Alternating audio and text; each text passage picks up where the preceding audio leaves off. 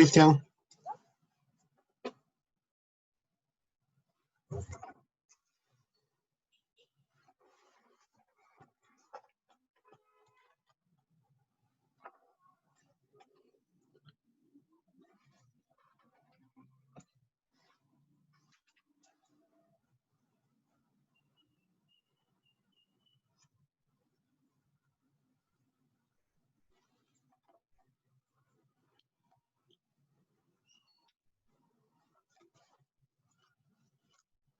Cristian, ¿escuchas?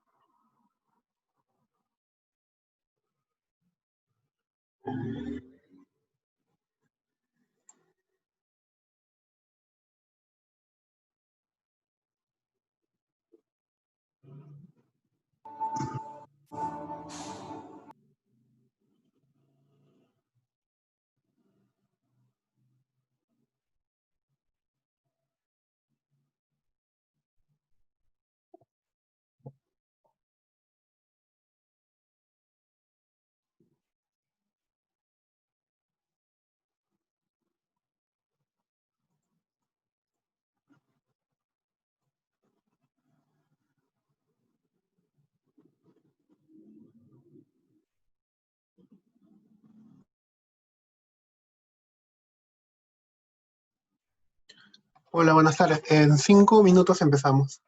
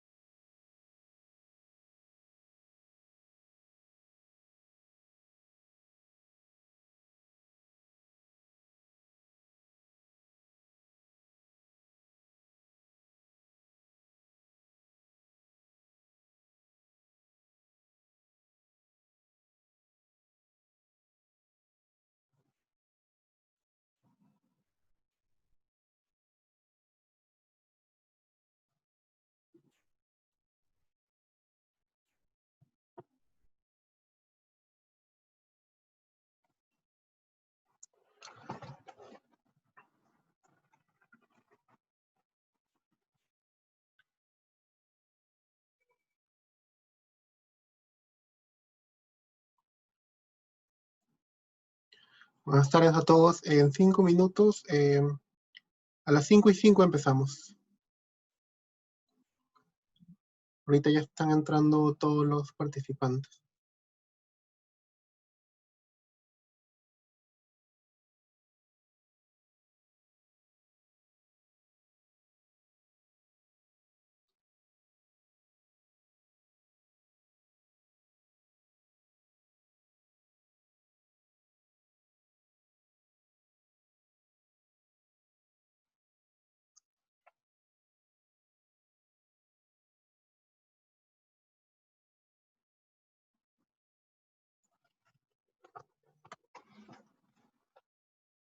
Ya empezamos.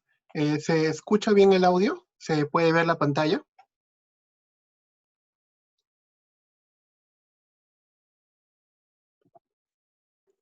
Sí, se escucha y se ve perfecto. Gracias. Muchas gracias. Sí, todo Bueno, perfecto. empezamos. Muchas gracias. El tema de hoy es el tema de patentes en el sector salud. El tema de patentes es bastante importante y más con la coyuntura que nos encontramos ahora. Actualmente estamos escuchando por todos lados temas como en una competición por la patente de la vacuna contra el COVID, eh, que, que ciertos laboratorios se encuentran en competencia, tanto los de China como los de Estados Unidos, entre otros. Por ejemplo, esa noticia que salió justo el día de ayer, donde China aprueba una patente de su primera vacuna contra el COVID, que ya fue patentado en su país y es la primera vacuna que recibe este visto, que dicen este visto bueno, esta aprobación es bastante rápida para una patente en su país. Como digo, hay una competencia bastante fuerte en esto. Otro que vi creo que hace unos días es que, por ejemplo, Brasil ha patentado un suero equino para el tratamiento del nuevo coronavirus. Aquí no entra la duda, ¿es posible patentar un suero equino? Esta lucha que existe actualmente por patentes, por ejemplo, está entre dos laboratorios, entre Moderna y el otro es el Arbustus Biopharma, donde una demanda a otra para que revoquen sus derechos de patente, tiene un impacto económico bastante fuerte y un impacto también social bastante alto, porque esto puede retrasar la salida al mercado de futuras vacunas o de futuras alternativas de vacunas. Si nos encontramos solamente con una vacuna, esta podría tener un dominio del mercado y unos precios bastante altos y podría ser hasta nada competitivos con otras que quieran desarrollar. Pero si es que esta oferta ya empieza a agrandarse, esto nos podría también beneficiar a todos los que somos finalmente los usuarios.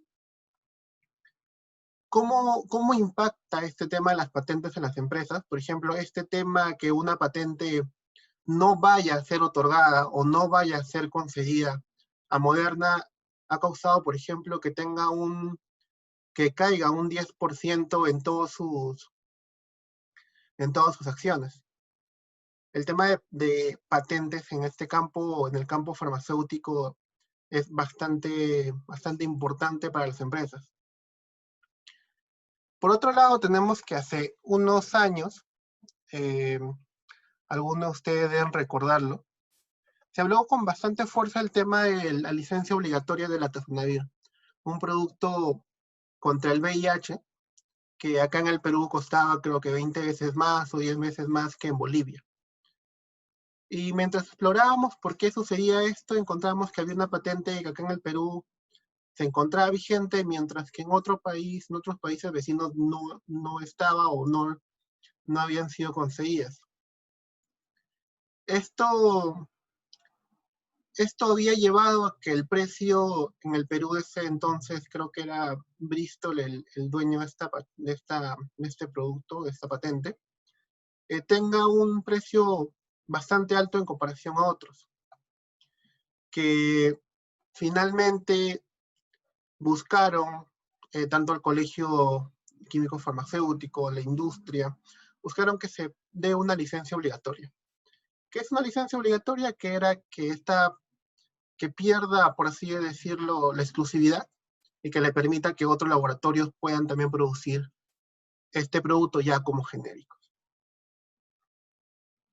Y aquí entra el otro tema que es bastante importante dentro del campo farmacéutico y de salud en general. Si un producto genérico o de marca, ¿cuándo es genérico? ¿Cuándo ya pueden haber genéricos de un producto? Porque hay algunas marcas que todavía no se permiten generar genéricos. Generalmente es por la patente que tienen todavía vigente. Pero a veces estas patentes pueden extenderse mucho más del tiempo que normalmente tienen, de los 20 años. Esto es por las mejoras que pueden ocasionarse y eso vamos a ver justo ahora. Entonces, este tema de patentes a todos nosotros nos termina impactando de alguna forma, tanto a nivel de usuario como a nivel profesional. Pero para poder entender y comprender la magnitud y poder desarrollar o entender y responder estas preguntas, primero tenemos que definir qué es un invento. Un invento es una solución a un problema técnico. Un problema técnico puede ser en el campo de salud una dolencia, una enfermedad, un síntoma extraño, un malestar, que esto nos puede llevar a, primero, a averiguar qué es lo que se trata, de qué trata. Podemos tomar pruebas de diagnóstico, podemos tomar imágenes, podemos tomar una prueba de sangre, podemos tomar un análisis de ELISA, o en este caso puede ser también como una prueba molecular de COVID. Y esto lo que finalmente lo que nos lleva es a decidir un tratamiento. Puede ser un tratamiento quirúrgico, puede ser un tratamiento a base farmacológico o medicamentos. Un problema técnico, entonces, es un problema que se resuelve a través de la ciencia, de la tecnología. Por ejemplo, un problema económico no vendría a ser un problema técnico. No tengo dinero, no es un problema técnico. Me siento, no sé, me siento triste o me siento mal, me siento angustiado. Puede ser un problema técnico si lo llevamos, por ejemplo, a un campo ya psicológico o psiquiátrico. Tengo un problema económico, o por ejemplo, tengo un problema, el producto que tengo no me gusta el diseño, no me gusta el color, los gustos, los colores, los sabores, no son un problema técnico, pero se pueden interpretar como problemas técnicos si nos orientamos a un concepto técnico dentro de ese disgusto. Por ejemplo, a nivel de sabor.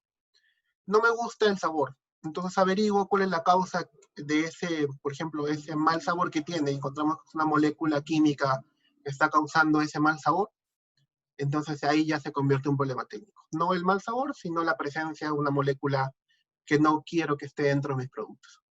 El color de medicamentos es muy pardo y no trae, no se ve bien, y eso hace que algunos clientes desconfíen. Entonces tengo que ver por qué ocurre ese apareamiento.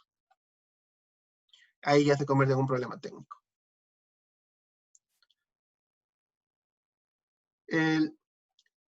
Pero ¿qué no se considera una invención? Una invención no es algo que ya exista. Una invención tiene que ser algo que no haya existido. Por eso todo lo que ya existe en la naturaleza no se considera una invención. Las obras de arte, las obras artísticas, tampoco se consideran una invención. Los modelos de negocio, todos los planes de negocio tampoco son considerados invenciones. Las fórmulas matemáticas, las teorías de juego, las formas de cómo presentar la información, por ejemplo, las formas de cómo se presentan mis aplicaciones en mi celular, tampoco son consideradas invenciones. Si tienen preguntas, pueden hacerlas. Normalmente esta charla es la primera vez que doy esta charla de esta forma. Generalmente la he dado con público y siempre hay preguntas en este campo. O sea, pueden hacerlo por el chat o pueden activar el micrófono y lo respondemos de inmediato. Entonces, ¿qué es una patente? Finalmente, una patente es el título que se otorga a una persona o una empresa sobre su invento, que le permite excluir a otras personas de explotar este invento. O sea, que les permite limitar que otras personas, sin su consentimiento, exploten comercialmente su invento, o el producto que han desarrollado, o el proceso que han desarrollado. Pero eso es por un tiempo, que es 20 años generalmente en Perú y en otros países, y solamente en el territorio o país donde hayas pedido la protección. Si lo has pedido en Perú, solamente tienes derecho en Perú. Si has extendido tu patente a otros países, tienes derechos en esos otros países.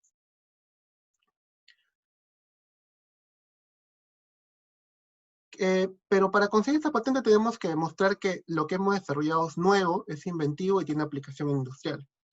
Además, lo que nos piden a cambio de darnos esta exclusividad o este derecho de excluir a otros, es que a cambio nosotros revelemos de forma clara y completa nuestra invención. De forma clara y completa quiere decir que otro profesional dentro del campo, por ejemplo, si somos odontólogos y hemos desarrollado un procedimiento, no sé, un procedimiento mejorado, blanqueamiento dental, hago mi documento de patente, tiene que haber otro odontólogo que al leerlo tiene que hacerlo tal cual, sin necesidad de realizar otra experimentación. Si soy un químico farmacéutico y he desarrollado un compuesto farmacológico, tiene que venir otro químico farmacéutico, ver mi patente y desarrollarlo, y tiene que conseguir lo que yo he patentado. Si no lo consigue, puede anular mi patente. Puede decir que no he revelado de manera completa o clara cuál es la invención. Ese es el principio de las patentes. Fomentan justamente la innovación porque me dan un tiempo como un monopolio para poder explotar mi invención, siempre a cambio que yo lo revele. De esa manera, ya cuando yo haya perdido o ya se hayan pasado los 20 años de derecho, alguien o los demás pueden producirlo. Y es ahí donde generalmente ocurren los genéricos. Pierde sus años de patente, y después de eso ya cualquiera puede utilizar la fórmula y comercializarlo. ¿Qué se protege a través de una patente en Perú? Se protegen procesos y se protegen productos. Esos procesos o métodos también que se protegen pueden ser métodos para producir productos ya conocidos o para productos desconocidos. Por ejemplo, un método mejorado para detectar glucosa, sí se puede patentar. El método es mejorado, pero detectar la glucosa no es nada nuevo. Un método para producir cierta molécula. Puede ser que esta molécula ya esté conocida, pero mi nuevo método es mejorado, permite que se produzca a mayor cantidad o mayor concentración o a mejor pureza. Entonces podemos conseguir eso. O puede ser que sea un producto totalmente nuevo y un procedimiento totalmente nuevo también. O puede ser que sea un producto nuevo, pero con un procedimiento conocido. Entonces, en este caso, protejo solamente el producto y ya no el procedimiento. Pero en el Perú solamente se pueden proteger estos dos, procesos y productos. ¿Qué se protege en salud? En salud se protegen una gran cantidad de productos. Desde la fórmula básica, que es, por ejemplo, un compuesto Markush, que es generalmente, creo que se ve en este lado, donde solamente tenemos la estructura base y los radicales, que pueden tomar cualquier sustituyente, que in vitro, inclusivamente hasta teóricamente, pueden funcionar. Por ejemplo, esto puede ser un compuesto que inhibe la replicación de un virus. Con metil y etil lo he probado y funciona. En el R2 es un alquilo, no me permite otro más. El R3 es un amino y dice que el M puede ser de 1 a 3. O sea, aquí puede ser una cadena de un metilo, pueden haber 3. Todas esas combinaciones pueden funcionar in vitro, y yo he obtenido una patente de esto. Un compuesto Markush, generalmente una patente que se ve normalmente, puede tener hasta 100, 500 variaciones de este tipo, y pueden proteger muchos compuestos. Ahora, de esos compuestos, algunos son más potentes, más eficaces, algunos son más estables que otros, algunos tienen menos efectos adversos que otros. Entonces, dentro de esa selección de los 500 que se ha encontrado, de las 500 moléculas, selecciono unas cuantas que son de interés y las someto a ensayos, a pruebas, y las puedo formular, porque tengan en cuenta que aquí es una molécula generalmente pura, que muchas veces no puede ser administrada directamente a una persona. Tiene que estar bien formulado, como puede ser una tableta, puede ser una cápsula, una píldora, o puede ser una composición líquida, una composición sólida, una crema. esta tiene patente, las formulaciones que yo haga también pueden tener patente. Por ejemplo, una cápsula de liberación prolongada puede tener una patente. Hay patentes de eso. Una composición que tiene un vehículo y excipientes y el principio activo, que permite que haya solubilidad, que haya mayor estabilidad, que evita la oxidación, X que no se conocía, tiene una patente. Después de eso, cuando ya tengo mi producto, puedo combinarlo con otro. Por ejemplo, el Bactrim, que es una mezcla de 2 medicamentos, que si estos 2 medicamentos, al juntarlos, genera una sinergia o un efecto que antes no tenían, como se dice, creo que aún no se sabe, por ejemplo, lo que se hablaba ahora de la citromicina y la hidroxicloroquina, la ivermectina y X combinaciones, que en principio se creía que no actuaban sobre virus, después empezaron a decir que sí. De esas combinaciones, por ejemplo, también pueden ser patentables. Una combinación de 2 medicamentos que tienen un efecto diferente o mejorado, pueden ser patentables. Las sales de estos compuestos, que presentan, por ejemplo, mayor estabilidad, un sulfato, un hemifumarato, esas sales también pueden ser protegibles, aunque ya muy pocos, porque prácticamente ya se sabe que los compuestos se pueden hacer sales. Entonces ya, disculpen, hay una bulla al fondo.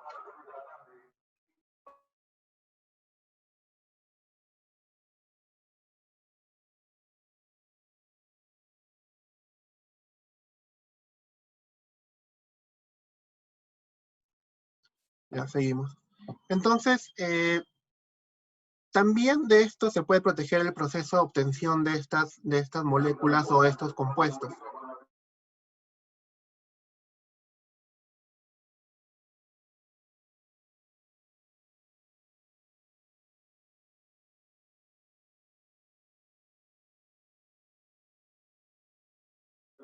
Disculpen, había una huella de fondo. Y ahora sí seguimos. Entonces, también los procesos de obtención de estos compuestos también se pueden proteger.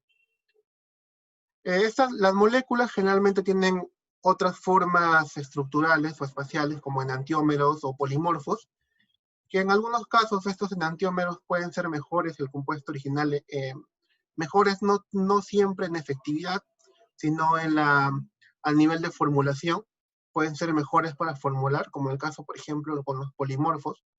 Hay polimorfos que son más estables cuando es una formulación sólida, y hay otros polimorfos que son más solubles, que permiten, por ejemplo, ser formulados para inyectables. En el caso de enantiómeros, también pueden haber enantiómeros que tienen mejor efectividad o menos efectos adversos. Entonces, dentro de las patentes en el sector salud, podemos encontrar de todos estos tipos.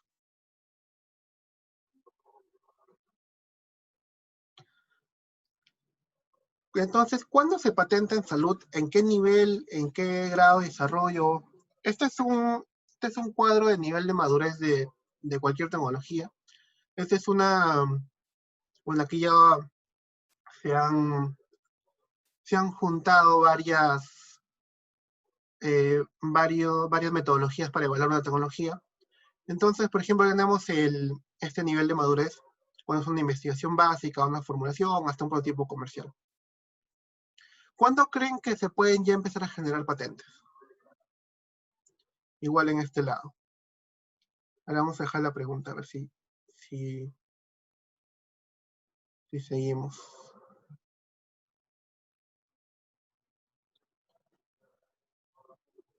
Por ejemplo, una investigación básica podría ser el efecto de, no tanto efecto, una investigación básica podría ser, por ejemplo, verla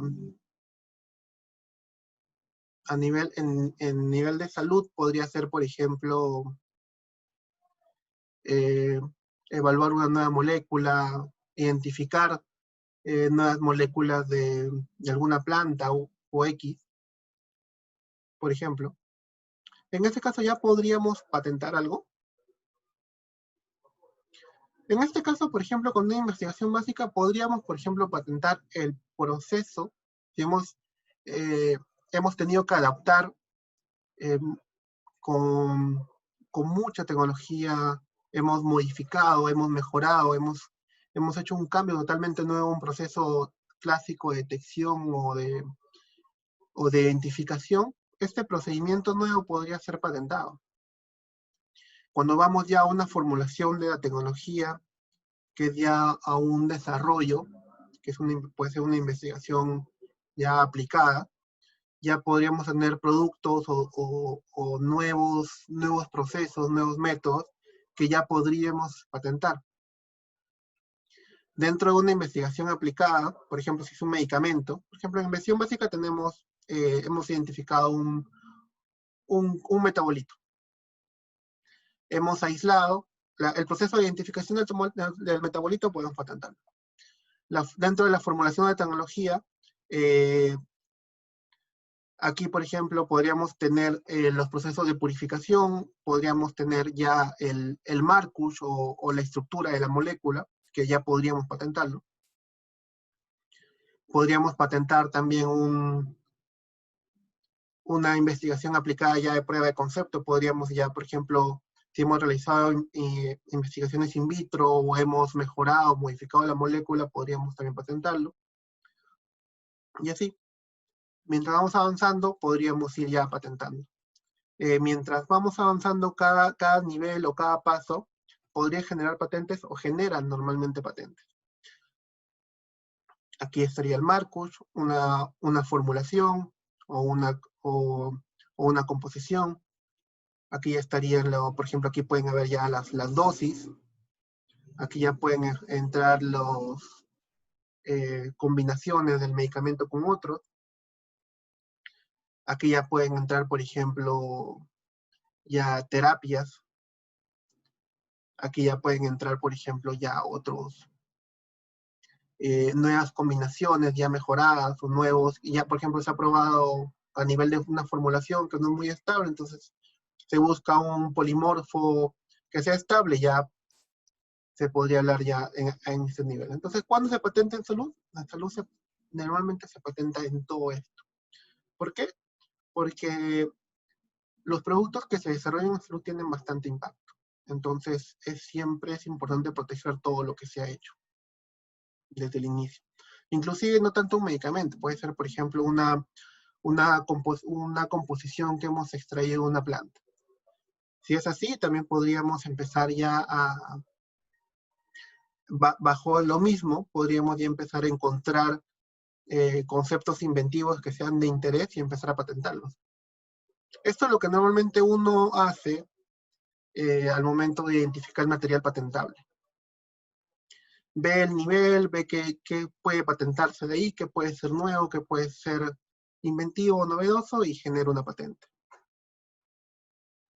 Este nivel de madurez normalmente se utiliza para valorizar tecnologías o para valorizar patentes. Una patente que ya está aprobada en un entorno validado, un entorno real, tiene mucho mayor valor que es recién una prueba de concepto, por ejemplo. Pero eso ya lo podemos ver en otra oportunidad. Y acá sí necesito que me ayuden.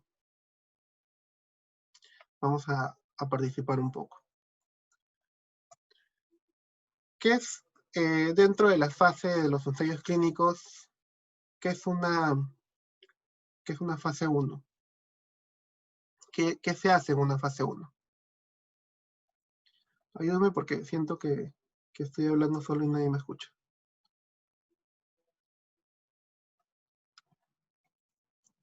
A ver, ¿cómo es?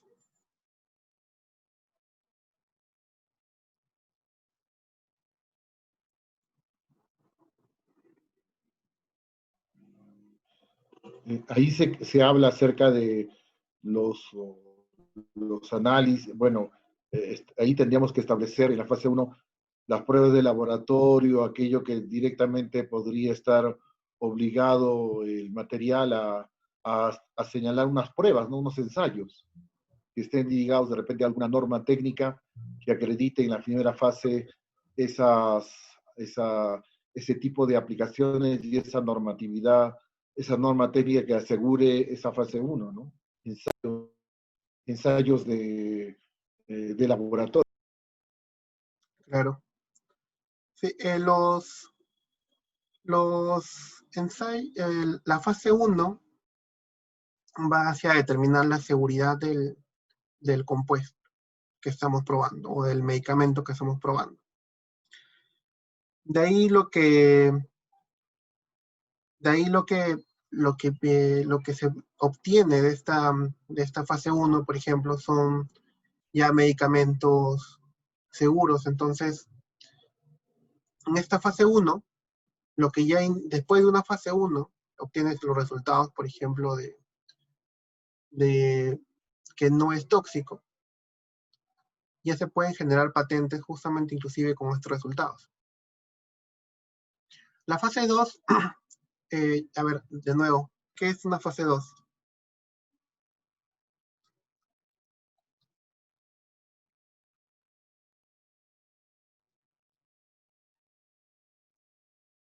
¿Qué es una fase 2?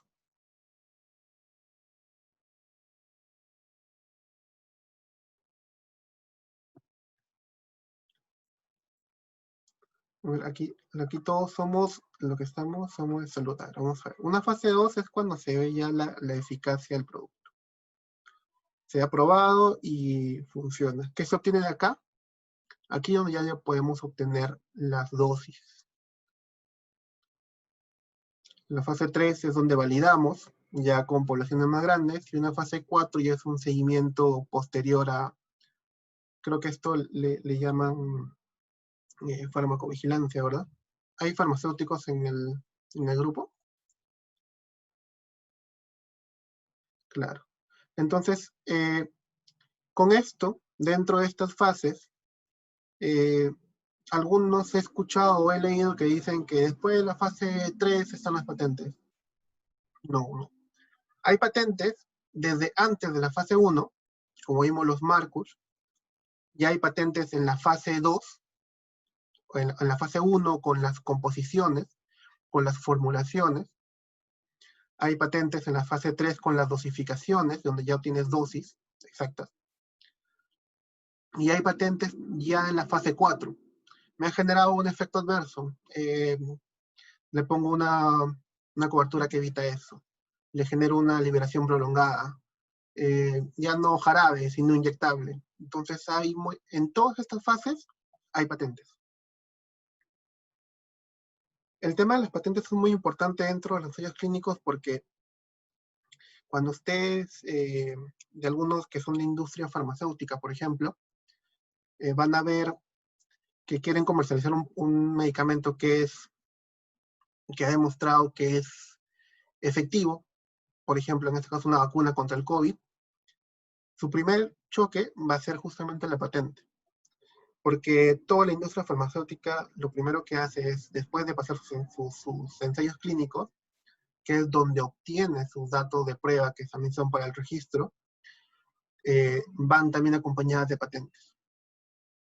Entonces, ambos, el dato de prueba es confidencial y necesario, que se libera después de un tiempo, y al igual son los patentes. Entonces, cuando un genérico va a salir al mercado, tiene que enfrentarse con estos dos, datos de prueba y patentes.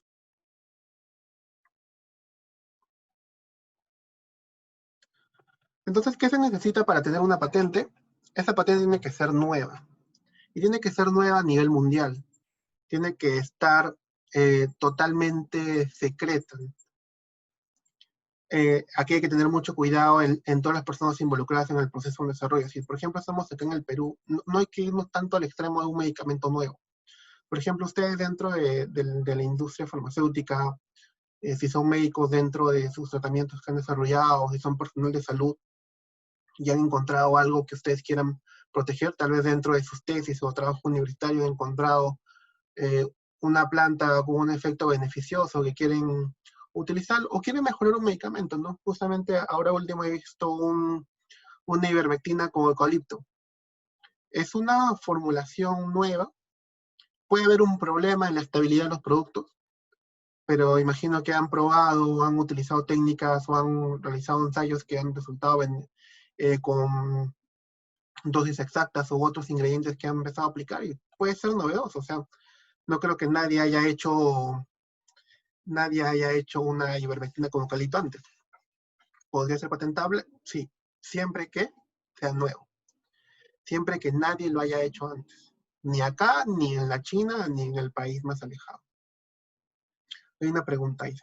Conociendo la situación actual del mundo, ¿considera que es bueno que las vacunas contra el COVID-19 se les otorguen patentes?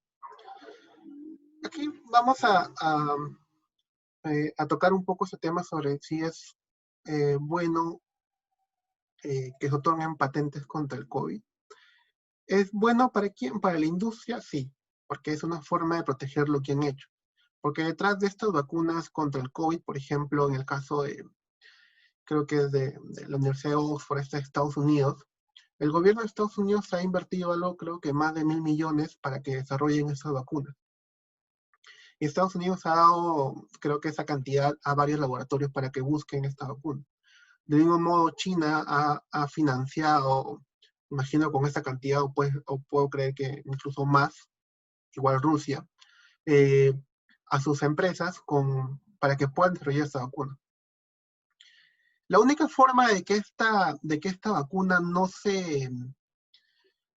que puedan tener el derecho sobre esta vacuna y poder comercializarla bien, es la patente. Porque si es que no tuvieran patente, ¿qué pasaría?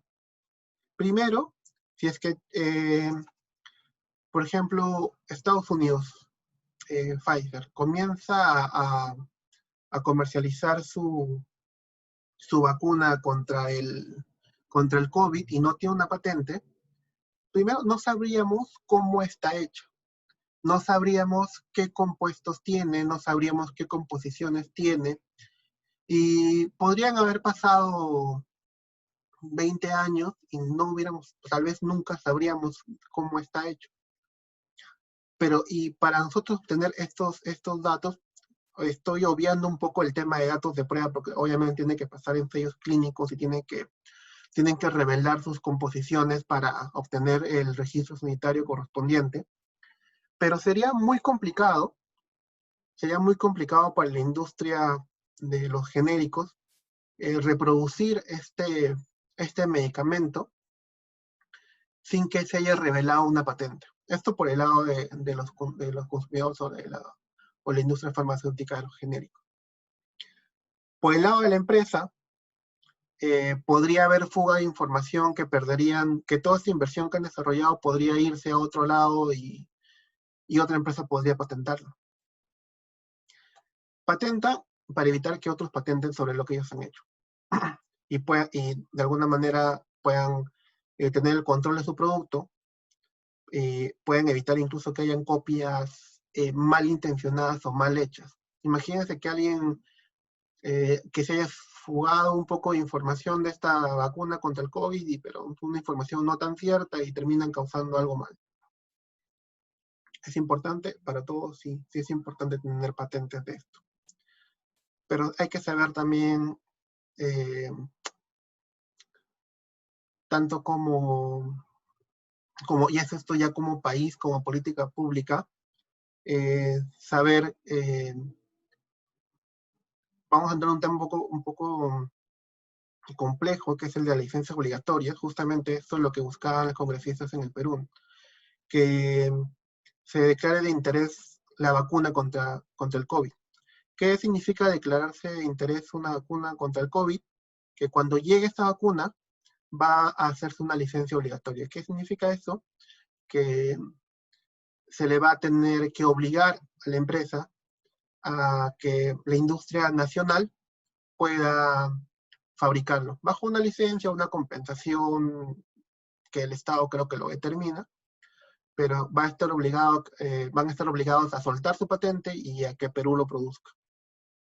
Obviamente eso lleva a que los precios sean mucho menores, ya que el laboratorio, por ejemplo, en este caso puede ser Oxford, ya no decidiría el precio, sino que quien decide el precio es el Estado.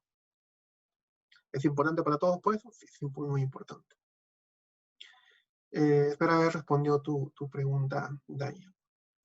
La otra pregunta es, en el caso de la ivermectina con eucalipto, ¿cómo se registraría para su comercialización? Si DGMIT no lo aceptaría por no tener ensayos clínicos en caso de productos nuevos. No estoy muy seguro de DGMIT, no es un tema de mi expertise.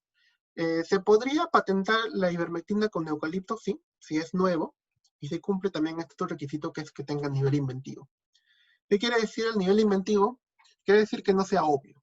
O sea, que no sea, tengo ivermectina, le agrego gotas de eucalipto y ya está. Eso lo puede hacer cualquiera. Si es así, no tendría nivel inventivo, quiere decir que no sería patentable. Pero ¿qué sucedería, por ejemplo, si es que la ivermectina, al aplicarle aceite de eucalipto o una esencia de eucalipto, se corta, se cuaja, no mezclan, se emulsiona y X cosas? Entonces, ¿qué hace el investigador? Empieza a cambiar temperaturas, a hervir, a cosas que, por ejemplo, están fuera incluso de los manuales de farmacotecnia, por ejemplo. Si hace eso, si hace algo nuevo, un método nuevo, si al final el producto tiene otros excipientes, por ejemplo, tiene un estabilizante, tiene un disolvente, tiene un surfactante, X, que a nadie se le había ocurrido antes o que no existe nada que nos intuya a hacer eso, puede tener la patente. No es tan fácil tampoco obtener una patente. Una patente no es una suma de dos cosas. No es que le agrego algo a algo que ya existe y ya está, sino que hay que demostrar que ese agregar otra cosa no es algo tan evidente. Y no es algo que ya está en los libros. Si mi manual de farmacotecnia, de cosméticos, me dice que tengo que agregar esto y revolver esto, y he seguido exactamente todo lo que me dice, y después busco una patente, es muy probable que no lo obtengas porque ya es algo conocido dentro del campo técnico. Entonces, ¿qué es el nivel inventivo? Es justamente que no sea obvio, que lo que yo hice no se desprenda de manera evidente de lo que ya se conoce dentro del campo técnico. En el caso de la pregunta de Nélida, sí podría ser patentable si es que cumple la novedad a nivel inventivo, bueno, obviamente es aplicable a la industria. ¿Cómo se registraría para su comercialización? Si DGMIT no lo aceptaría por otros ensayos clínicos. Creo que en este caso el eucalipto no le está dando una ventaja clínica a la ivermectina, sino le está dando un efecto, no está cambiando creo que los componentes y solamente le está dando un efecto, el efecto creo que sí es refrescante, algo así el eucalipto. En el caso de que creo que si es que quieren decir que esto tiene un efecto diferente al que tenía antes, yo creo que sí va, pero no estoy muy seguro cómo DGMIT actúa en estos casos, sinceramente. Creo que dentro del grupo pueden haber algunos especialistas que nos pueden ayudar en eso. Pero patentable, sí puede ser. Y el último requisito, que es el más sencillo en el campo de salud, porque casi todas las composiciones, procedimientos, métodos pueden ser aplicables en la industria farmacéutica, en la industria de salud. Hay casos en que no se pueden. Hay por ejemplo, métodos, un método de hipnosis, ¿cómo lo llevan a la industria? Lo que una vez conversábamos, el método del ritmo, ¿cómo lo industrializo? Los métodos de contracepción no cumplen esto, por eso es que no se pueden patentar. Pero no se puede proteger todo tampoco. En el Perú, a ver, acá hay una prueba. A ver, Carlos, me estás enviando tus consultas solamente para mí. Creo que tienes que poner para todos, para que todos podamos ver las consultas que nos realizo. Sobre la prueba molecular. Las pruebas moleculares sí se pueden proteger. Incluso ahora último, con el INS sacamos un estudio de vigilancia tecnológica sobre pruebas moleculares, sobre las dos últimas que se están probando con bastante interés, que es el RT-LAMP, que es una prueba molecular, que es decir, detecta el virus, pero colorimétricamente, ya no mediante un PCR. Y es bastante interesante porque es rápido. Es rápido y se maneja a un solo rango de temperatura. Por eso que no necesitas un baño María al costado, un enfriador al costado. En un solo equipo ya puedes hacer todo el trabajo. Las pruebas moleculares son pruebas para detectar un virus, entonces sí son protegibles. Aunque ahí entraría una duda que ahora vamos a discutir, vamos a ver ahora más adelante. ¿Qué no se protege en el Perú y en general en todo el mundo? Cuya explotación comercial tenga que impedirse para proteger el orden público. La verdad no se me ocurre ningún ejemplo ahora, pero dentro de salud, pero en otros campos, por ejemplo, un arma para tortura. Claro, las drogas, ¿sí? Las drogas que son netamente alucinógenas, no sé, cocaína plástica, algo así, ¿no? Aquellos cuya explotación comercial debe impedirse para proteger la salud de las personas o de los animales, también. Igual podríamos entrar con esto de las drogas. Los procedimientos esencialmente biológicos, tampoco. Desarrolló una fotosíntesis, no vas a poder protegerlo. No vas a poder proteger ni plantas ni animales. Eso es importante, los métodos terapéuticos o quirúrgicos tampoco se pueden patentar. Un método terapéutico es, por ejemplo, un régimen, una dosis. Tienes que tomar este medicamento, como dice la ivermectina, ¿no? Una gota por kilogramo de peso cada tantos días. Claro, el dióxido de cloro también. Un método quirúrgico, una operación tal, no se pueden proteger.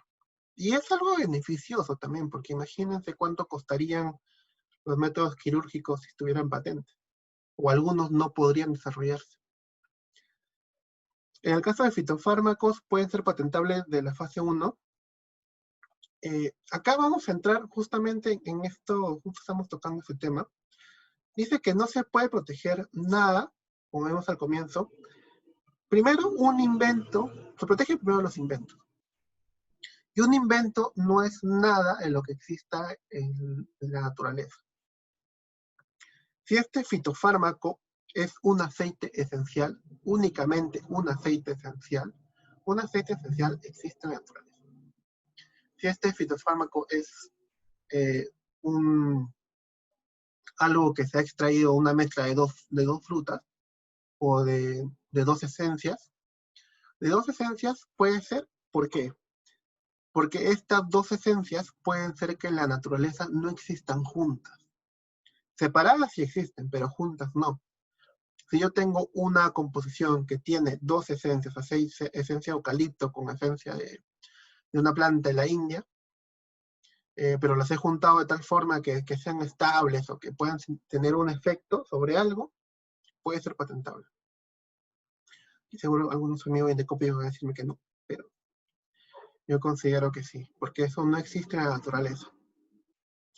Si este fitofármaco es una esencia o un extracto de una planta al que le he agregado un vehículo, que puede ser agua, puede ser un alcohol, puede ser X vehículo, y además puede tener un estabilizante, un espesante u otro, puede ser una mezcla de varias esencias, sí puede ser protegido.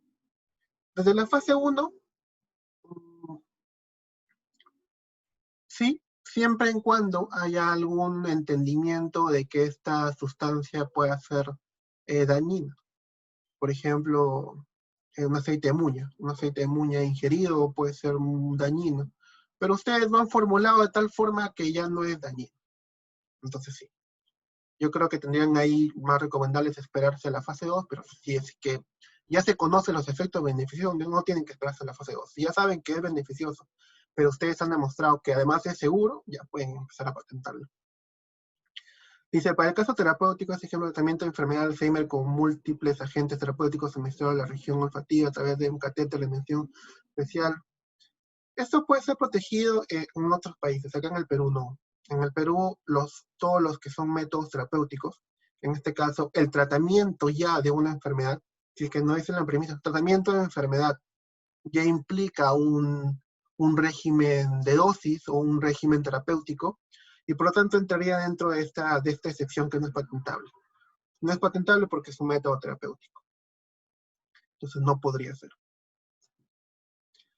Tampoco no se pueden proteger en el Perú los productos o procedimientos que ya han sido patentados.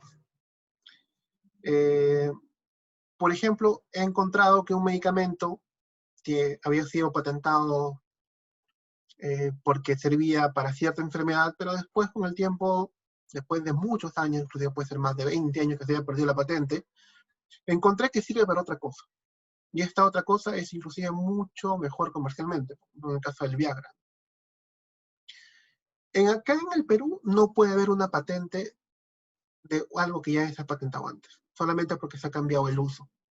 En otros países sí pueden haber patentes de segundo uso, que en el Perú no se da.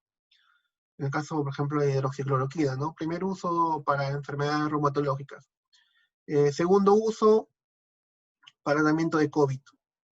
No, no se puede porque ya tiene una patente como producto. En el Perú solamente es productos y procedimientos. Nuevos usos, no. Tratamientos terapéuticos, no. Quirúrgicos, tampoco. Entonces, no estamos dentro, no podría ser patentable.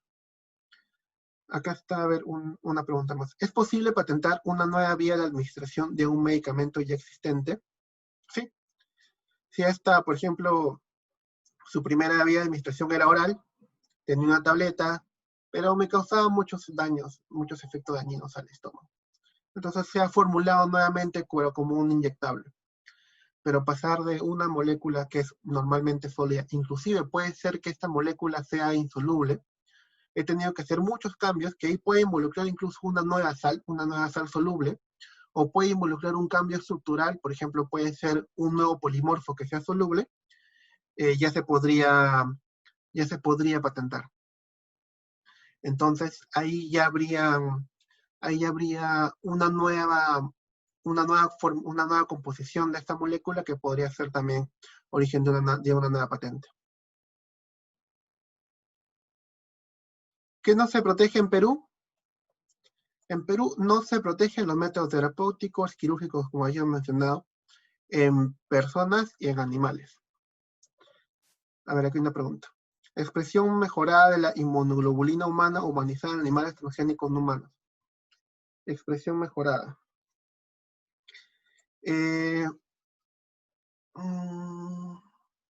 Hay que saber cómo se causa esa expresión. Aquí entraría una estrategia de redacción de la patente o de cómo se ha configurado la patente. Claro, es una patente real en Perú. Sí, en mi experiencia como consultor he visto varios de ese tipo. Normalmente se niegan, te dicen no se puede porque es algo que ya existe. O va en contra del artículo tal. Una expresión mejorada podría deberse a la administración de algunos medicamentos, por ejemplo. Y en la administración de estos medicamentos, que podría mejorar la expresión de inmunoglobulina, podría utilizarse ¿para qué? Generalmente para una enfermedad, bueno, en este caso es en animales transgénicos no humanos, claro. Tal como está mencionado, no podría patentarse, porque podría entenderse que es un método terapéutico.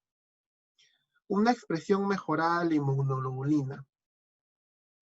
Tendríamos que ver ahí cuál es la reivindicación, si tienes a la mano cuáles son las reivindicaciones, la reivindicación principal, o si alguien puede ayudarme a encontrar exactamente de qué trata, lo podríamos ahora ver más a detalle. Pero tendríamos que ver cómo se ha redactado la primera reivindicación. Y ahí te podría dar la respuesta correcta.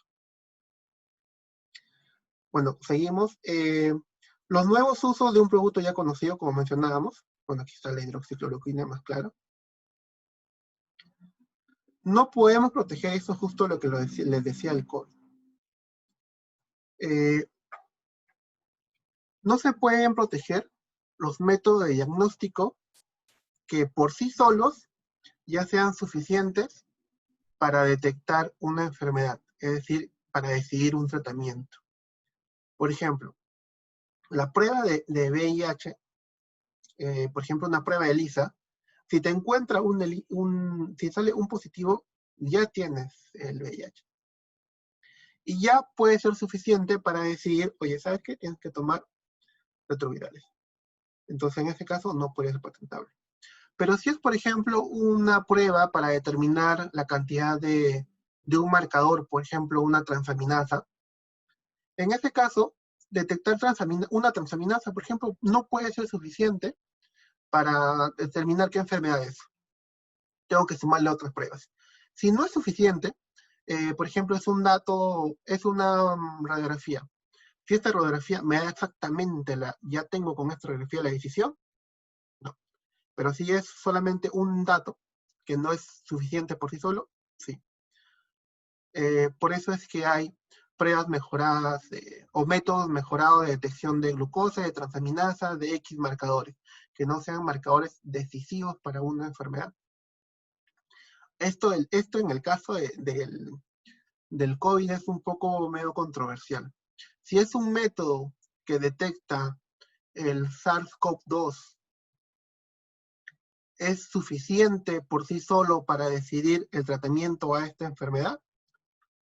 Si ustedes dicen que sí, no sería patentable. Pero dicen que no, que necesito una prueba más, necesito un descarte, necesito una tomografía, necesito ver otros síntomas. Entonces ahí podríamos decir que sí. Pero esto va a quedar, vamos a ver qué dice el Indecopi sobre esto. Vamos a ver.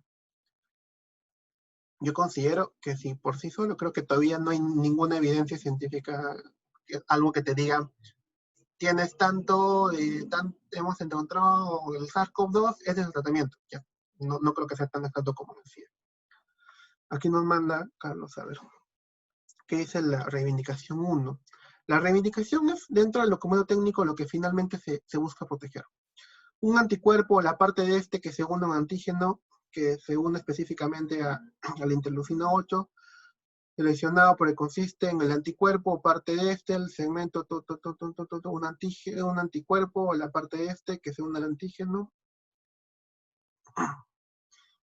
Lo primero que hay que saber acá si es que este anticuerpo o parte de este anticuerpo es un anticuerpo natural. Si es un anticuerpo propio del mismo organismo, no sería patentable. Pero si es un anticuerpo modificado, en ese caso entiendo que como dice humanizado, puede ser que haya venido de otro, o haya sido modificado, sí podría ser protegible, porque no es algo que existe en la naturaleza, sino es algo que se ha modificado genéticamente. Una modificación de un anticuerpo generalmente lleva a que tenga una mayor afinidad con su antígeno, entonces podría ser patentable. Como tip te doy que la forma de redacción hay que mejorarla porque un anticuerpo se redacta en función a la, en este caso es a sus cadenas, a sus regiones variables. Creo que seguro tienes la secuencia por ahí, y si no te piden la secuencia de aminoácidos, te van a pedir cuáles son sus regiones variables de secuencias. En este caso de anticuerpos, antígenos, es bastante, aunque no lo crean, es bastante frecuente en el Perú, debido a que muchos de estos son base ahora a lo que es los medicamentos biológicos. Son son anticuerpos que han sido modificados, algunos genéticamente, que presentan mejoras a nivel de su selectividad o especificidad, y son muy eficaces en muchos tratamientos. Entonces, ahí lo que normalmente te piden es que tú expliques este anticuerpo en función a su cadena de aminoácidos. Pero en este caso, si es que a la pregunta puntual de Carlos, es que sí podría ser patentable siempre y cuando este anticuerpo sea un anticuerpo modificado genéticamente. Pero si es un anticuerpo que no está modificado, no vas a poder porque ya está algo que existe en la naturaleza. Seguimos. ¿Qué derechos obtengo al patentar?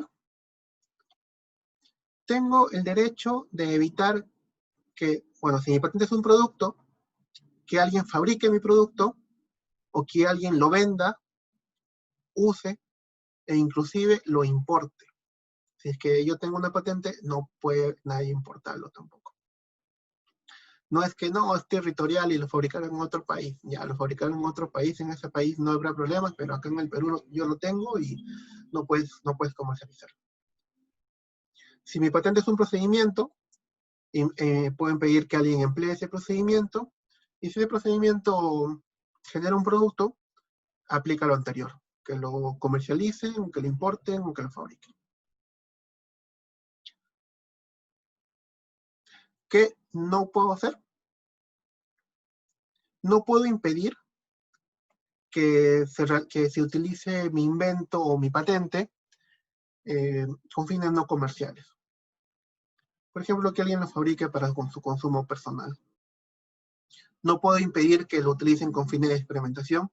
Si alguien utiliza mi patente y lo mejora, no puedo impedirlo. Si es que alguien utiliza mi patente para enseñar en una universidad, en un instituto, o lo utiliza como tema de investigación científica, a partir de eso tampoco puedo impedirlo. Lo que obtengo de la patente es a nivel netamente comercial. Y bueno, eso creo que el tema es bastante amplio, la verdad, podríamos quedarnos discutiendo cada caso puntual, así como nos preguntó Carlos. Pero ahora, si ustedes prefieren alguna consulta o duda, podemos resolverlas ahora mismo. En el caso de las tesis que usa la patente como análisis estaría en piratería, no sé si, no, en realidad, una tesis, entiendo que se entiende una tesis como una investigación científica. Si utiliza una patente, no estaría ocasionando ningún problema. Inclusive tampoco tendría que pedirle permiso al dueño de la patente, porque no es un derecho. O sea, dice justamente, esto es un párrafo de la norma, que dice, el titular de la patente no podrá ejercer derecho cuando es usado con actos exclusivamente con fines de enseñanza o de investigación científica, académica. Entonces no habría ningún problema. Pablo, donde habría problema real de la patente sería cuando dicho documento como tesis, el tesista comete el error de no referenciar la patente, porque en propiedad intelectual por derechos de autor, el uso pese a que es una patente, también le atañe los derechos de autor, y el uso de ese bien tiene que estar correctamente bien citado en referencia a APA Vancouver o cualquier otra forma de citación, y eso sí caería por parte de SUNEDU, y eso lo estamos haciendo por parte de la universidad, en tratar de buscar de que ahí se mejore el tema de las citaciones, porque a veces el tesista comete el error de no citar a la patente, no citar al autor de la patente, al inventor de la patente, y esa citación sí estaría grabada en un plagio o piratería. Claro, sí, sí, entiendo. O sea, en el caso de esto, sí, en el caso a nivel de derecho de autor o de tesis, claro, obviamente hay que hacer la referencia correcta, ¿no? Una tesis, con los medios que se necesitan. Tanto netamente piratería, eso sí, no es mi campo de expertise el tema de los derechos de autor, pero considero de que sí, siempre hay que considerar las citaciones. Y una consulta, Paulo, el Sí. tema del dióxido de cloro, ¿tú cómo lo ves? Porque a veces he consultado con algunos médicos y bueno, la patente del dióxido de cloro no existía, es decir, es un químico. Claro, es un químico. Es una formulación química. Nace de un proceso de formulación química. Entonces, como tal, yo sé que en algún momento se presentó en el mundo, todos hacemos referencia a un hecho de un alemán, y luego se da todo este tema de buscarle los beneficios del dióxido de cloro, ¿no? Que era para todo, servía para todo. Es evidente que en el caso del COVID, algunas personas utilizan el dióxido de cloro como una cuestión alternativa frente a la necesidad de obtener oxígeno. Por cloro la gente no se ha muerto. Es decir, no hay evidencia, salvo el tema que se está estudiando ahora de este niño de 5 años que ha tenido intoxicación de cloro, de dióxido de cloro, que habría que determinarlo, evidentemente, para tener una intoxicación de cloro, porque acordémonos que todo se clorifica y en el agua utilizamos hipoclorito de cloro para poder, como bactericida, para el tema de saneamiento de agua potable. Recibimos en la casa, cuando hacemos mediciones, de cloro. Yo que he participado en tratamiento de aguas, hacemos análisis de cloro residual. Y sabemos de que si hay cloro residual, entonces hay menor cantidad de bacterias. Y entonces, el dióxido de cloro, no sé cómo lo podemos ver, es decir, no es una medicina para todo. Yo soy un paciente de COVID, estoy tomando dióxido de cloro, he tomado durante la fase final del proceso porque necesitaba obtener, porque tengo el 80% de la capacidad pulmonar perdida. Me agito, hablo, tengo que respirar y tengo que ponerme bajo cierto nivel de respuesta. Pero me ha llamado mucho la atención, ¿no? Sí, Habría que tener mucho cuidado. Claro, es bastante controversial el tema del dióxido de cloro. Yo, en el tiempo de expertise que llevo viendo patentes, he visto muchas patentes con su tiempo, con muchas terapias nuevas, revolucionarias, inclusive algunas bastante fuera de lo común. Cuento un caso que vi una que era una patente muy bien elaborada, muy bien redactada, pero incluía los ciclos lunares dentro de sus tratamientos. Me parecía bastante extraño, no había una evidencia de eso, pero lo incluyó. No estoy, es siempre bueno estar abierto a nuevos tratamientos, nuevas formas de buscar soluciones a las enfermedades y esto. Pero siempre yo considero que hay que basarnos en la evidencia, ¿no? A veces la evidencia, justamente los ensayos clínicos, la cantidad de pacientes que se necesitan, los estudios epidemiológicos, justamente nacen para ver esto, ¿no? Si es un indicador real, si es una solución real o no lo es. Sinceramente, no podría contestarte tu consulta. Yo soy toxicólogo de formación, sé algo sobre los compuestos químicos. Como una vez dije, el oxígeno es muy bueno, pero también es el principal causante de la oxidación de la oxidación de todo el cuerpo. Entonces, hay que estar siempre balanceándolo. Ahora, el cloro también es un oxidante muy fuerte. Imagino que el mecanismo de acción va por oxidar al virus por ahí, pero también está oxidando muchas partes del cuerpo. Pero yo creo que es un tema que vamos a tener que verlo en otro lado, porque no lo conversamos tal vez en otra charla. Imagino que ya hay bastantes charlas sobre dióxido de cloro que acá no va. Y si es que lo vamos a patente, no podría ser patentable, porque ya es muy conocido y tendría que haber evidencia bastante sólida para demostrar y esta evidencia bastante sólida es a nivel in vitro podría ser, por ejemplo. No sé si hay evidencia a nivel in vitro, pero sí es interesante. Justo busqué hace un par de días y no había encontrado, pero ahí vemos, eso lo discutimos en otro momento. Y qué bueno, señor Carlos, que ya se encuentre muy bien. Dice, el CDC no tiene patente porque no se conoce el mecanismo de acción dentro del cuerpo humano. Es claramente que el médico dice fundamento científico. Sí, hay que no he buscado exactamente si es que exista esto, bueno, no he encontrado que exista el tratamiento del CDC contra el COVID como un estudio clínico.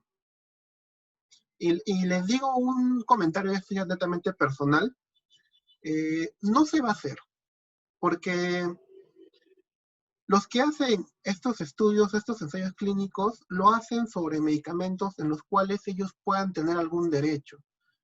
Yo no me voy a gastar 20 millones de dólares en un ensayo clínico para algo que al final no va a ser mío. Imaginemos que encontramos que un compuesto altamente conocido en todos lados, por ejemplo, no sé, algo fuera como agua alcalina, tenga efecto contra el COVID. Nadie lo va a hacer porque nadie es dueño de eso. Entonces, ¿yo por qué invertiría si sé que al final no voy a tener retorno porque no voy a poder tener ningún derecho de propiedad intelectual sobre eso? Entonces, hay que tener en cuenta eso. Generalmente los ensayos clínicos se hacen sobre moléculas o sobre compuestos que una industria ha desarrollado, con la cual hay que estar seguro de que va a obtener una patente sobre eso. Vimos al comienzo de las diapositivas que un laboratorio había perdido mucho, inclusive a nivel de su capital o sus inversiones, porque había perdido una patente. ¿Por qué? Porque le ha llevado mucho dinero en investigar sobre eso, y también a nivel a futuro quiere decir que no va a poder competir. Entonces, si es que yo voy a meter las manos con inversión en esto, tengo que hacerlo siempre y cuando yo vaya a tener algún derecho de propiedad intelectual, que en este caso es una patente, sobre lo que yo estoy desarrollando. Si no, no lo voy a hacer. El procedimiento descrito en un kit puede ser modificado por un método propio y patentar ese nuevo método con el uso del mismo kit, pero con resultados más eficaces y efectivos, por ejemplo, el kit para extracción de ADN.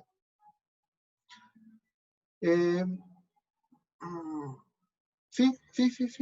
Siempre y cuando sea nuevo y tenga nivel inventivo, o sea, que eso que yo le he cambiado o eso que yo le estoy modificando, no sea resultado obvio, ¿no? No es que le cambio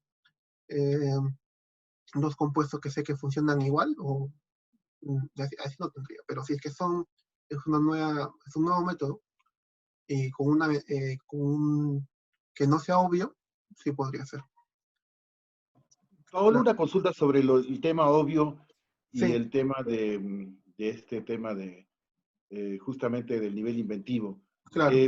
Solamente se puede destruir lo obvio y el nivel inventivo cuando la patente por sí sola no contenga ensayos, porque la única forma de que algo no sea obvio es que tenga un ensayo cuya condición de ensayo determina que sale del obvio, es decir, que realmente hay un cálculo, hay una propuesta distinta que sale de la tónica de lo obvio, ¿no? Claro. Eso permite rescatar de mejor manera la postulación de una patente. Claro. En este caso, hay que entender que una patente, o sea, si yo voy a patentar, como mencionaba, un fitofármaco, una composición nueva, una nueva molécula, tableta, si es que no necesariamente tiene que ser mejor de lo que ya existió antes. Por ejemplo, el nivel inventivo no es una ventaja frente a lo ya conocido. El nivel inventivo es que no sea obvio o no se desprenda evidentemente a partir del estado de la técnica. Supongamos, vamos a hacer un esfuerzo e imaginarnos esto. Tengo un procedimiento para desarrollar un medicamento. Yo quiero desarrollar un compuesto que sirva para el COVID, por ejemplo, donde estoy involucrando varias composiciones, varios medicamentos, varios pasos, varias técnicas y todo. Y yo lo hice en mi laboratorio, experimenté, modifiqué temperaturas, modifiqué reactivos, hice todo y obtuve una nueva composición. Es nueva, no existe en el mercado. Ya. Entonces voy a Indecopy y lo presento. Para nivel inventivo, para determinar el nivel inventivo, se pueden tomar tanto patentes como libros, incluso como divulgaciones, artículos científicos, todo lo demás. Y se pueden tomar hasta 3 fuentes de información para poder evaluarte el nivel inventivo. Más o menos les explico. En el estado de técnica es conocido, por ejemplo, que una vacuna, vamos a irnos a este punto. Acá.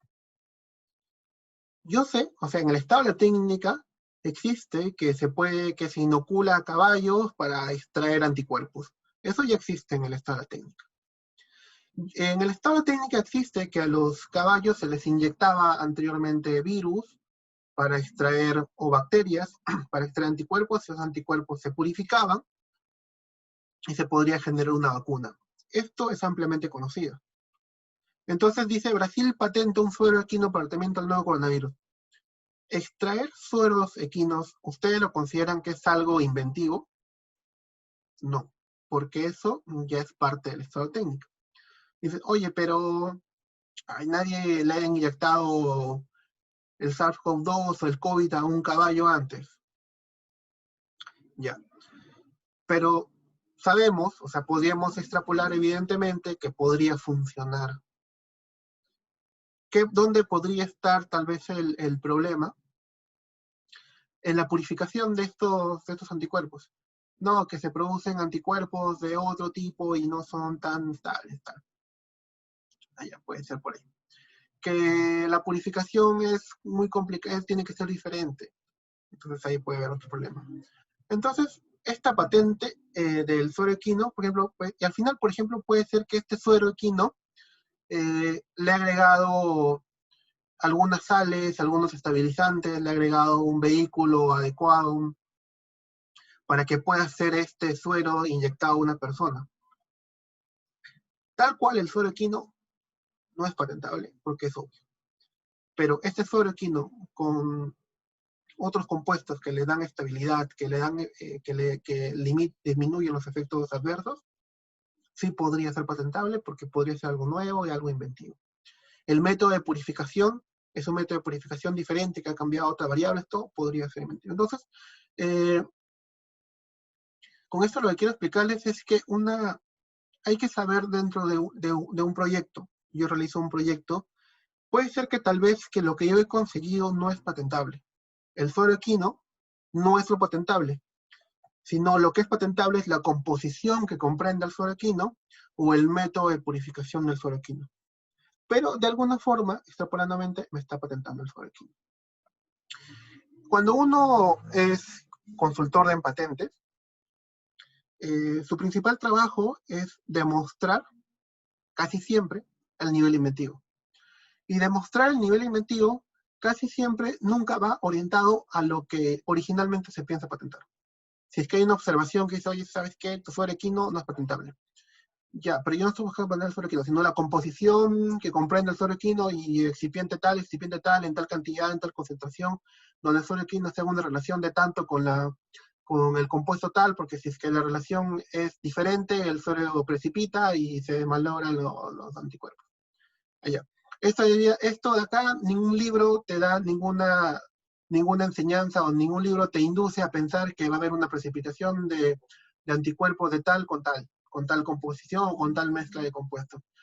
Ya, entonces ya tienes ahí tu evidencia de que realmente no era evidente, no era obvio. El tip que yo siempre les digo es que si es que se necesita experimentación para demostrar o para comprobar lo que yo he afirmado, habría un nivel inventivo. Pero si es que se desprende fácilmente, no necesito experimentar nada, puedo decir, ya, pero esto, me leo un par de libros y hubiera llegado a lo mismo que tú. No necesito experimentar, inyectarle a un caballo para generar un suero con anticuerpos. No necesito hacerlo, porque teóricamente sé que va a funcionar. Ahí no habría nivel inventivo. Pero una composición, sí, un método de purificación, donde quiero extraer necesariamente una proteína exacta, ahí sí. Eso sí es algo un poco más profundo. Cada caso tiene sus puntos, pero si hay, cada caso al final se resuelve, la estrategia va orientada de manera diferente. Ahí entrarían los biosimilares.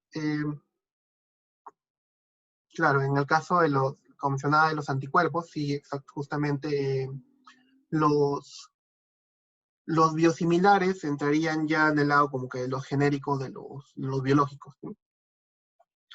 Las patentes de los biológicos recién están, casi la mayoría están vigentes, salvo algunas que ya han vencido. Como les mostraba acá, un biológico prácticamente es igual. Encuentro el anticuerpo de interés, lo modifico genéticamente, lo formulo dentro de una composición, donde está puede estar solamente el anticuerpo con algunos excipientes o con un vehículo. Y ese anticuerpo está modificado, esa modificación puede estar en algún aminoácido de interés que le permite, por ejemplo, no sé, ser más afín a una molécula, a un antígeno. Entonces eso ya me puede dar una patente. Pero te das cuenta de que los biosimilares no solamente son sus patentes del producto, sino que los biosimilares también tienen patente el procedimiento de purificación. Hay muchas patentes que van a eso. Listo, sí, ya vamos terminando el evento. Si tienen alguna pregunta, creo que es el momento para hacerla porque son muy pocas las ocasiones donde podemos hablar sobre patentes en el sector salud.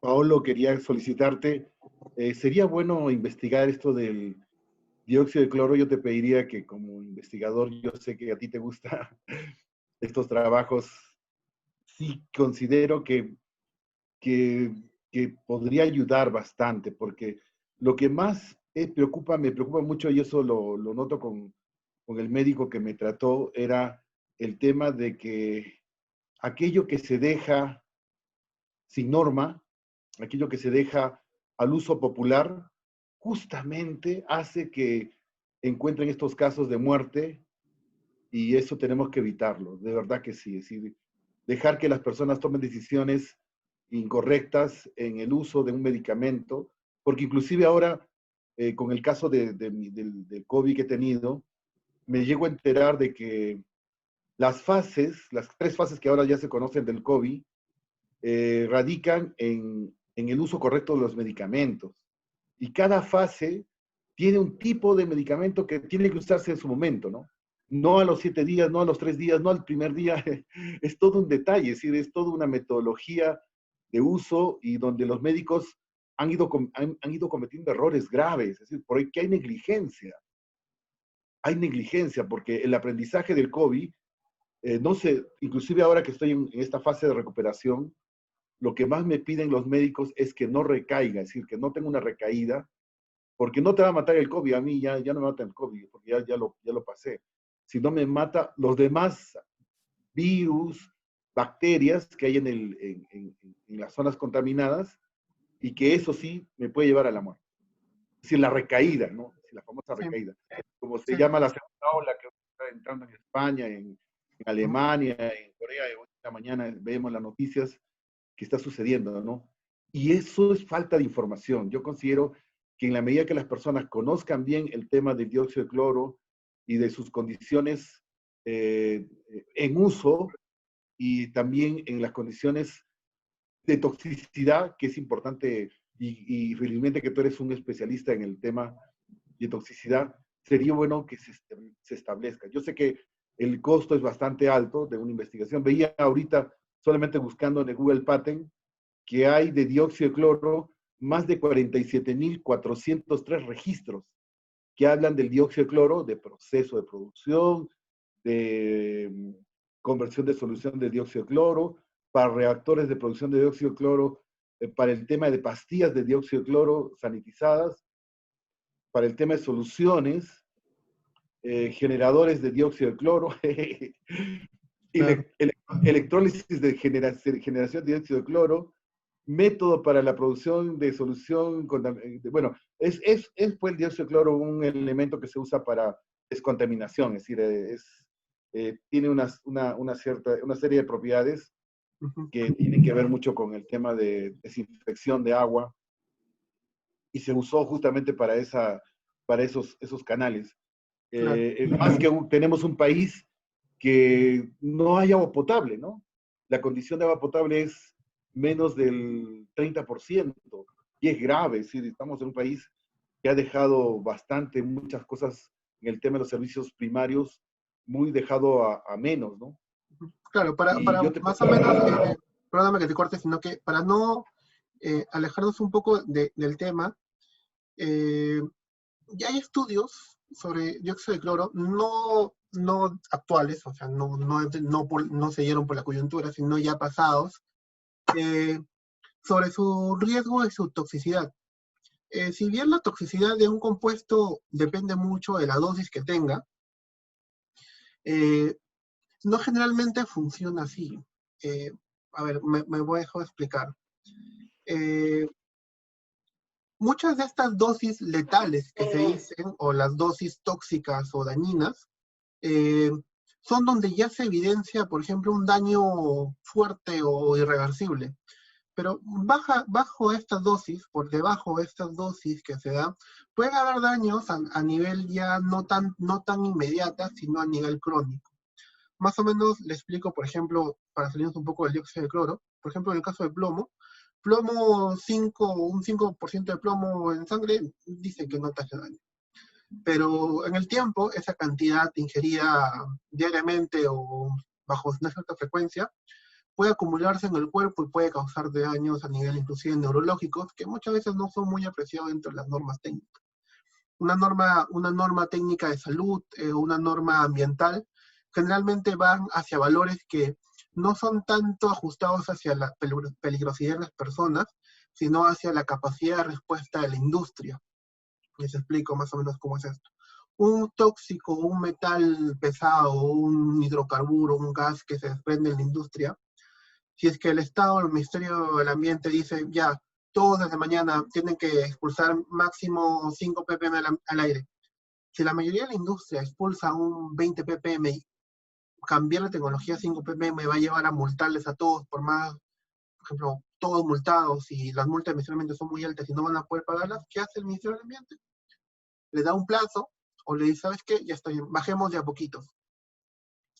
Pero es, como le digo, va siempre hacia la capacidad de respuesta que tengan las personas, aquello las industrias. Incluso, lo mismo pasa a nivel toxicológico. A nivel toxicológico, no solamente existe la toxicidad aguda, que quiere decir que va a haber una respuesta inmediata, que vas a ver una quemadura a nivel de esófago inmediato, ¿no? Puede haber una intoxicación crónica. Lo peligroso de las intoxicaciones crónicas es que estas intoxicaciones crónicas generalmente son irreversibles, porque el cuerpo, por ejemplo, puede verse dañado constantemente, y esto al final lleva a que tengas un esófago obstruido, o que la oxidación causada por este compuesto haya sido tan fuerte que haya habido un daño a nivel de tejido que no pueda ser curado, puede haber sido irreversible. Eso ya se sabe. O sea, de eso el dióxido de cloro ya se sabe. La concentración que estoy tomando, sinceramente, si es que es una concentración muy por debajo de lo que digan las normas, que está muy por debajo de lo que diga el nivel de toxicidad, que tanto ya el nivel de cloro presente en agua normal, yo podría decir, tomar agua ya te cura el COVID. Y eso me da un indicio a mí para suponer de que realmente el cloro es realmente algo que está ocasionando este efecto o no. Entonces ahí, discúlpeme bien que me haya metido un poco en este tema, pero hay que estar bien pendientes de que como científicos y como profesionales de la salud hay que respetar lo que los profesionales de salud hacemos. O sea, no es tan fácil, lo que está últimamente, no es tan fácil decir, esto cura tal cosa, o esto es, que podría ser algo que realmente no hay una relación directa. porque si nos ponemos a pensar así, podríamos inclusive,